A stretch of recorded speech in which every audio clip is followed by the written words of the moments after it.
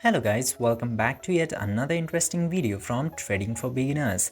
And in this video, I'm going to talk about how can you add a recipient into your Remitly. So without any further ado, let's dive right into this exciting video.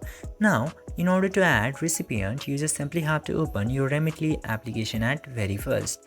And after opening the Remitly application, just simply go over this recipients section. After going into recipients, you will get this little icon of add into top right corner.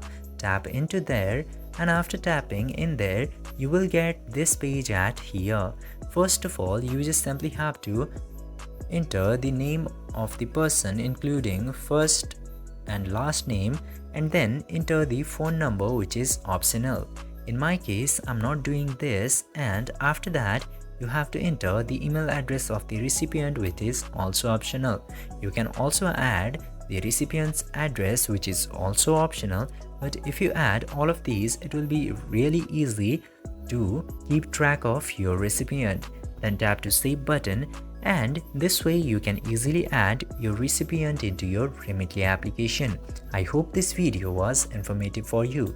If yes, don't forget to like, share and subscribe to the channel to never miss another update.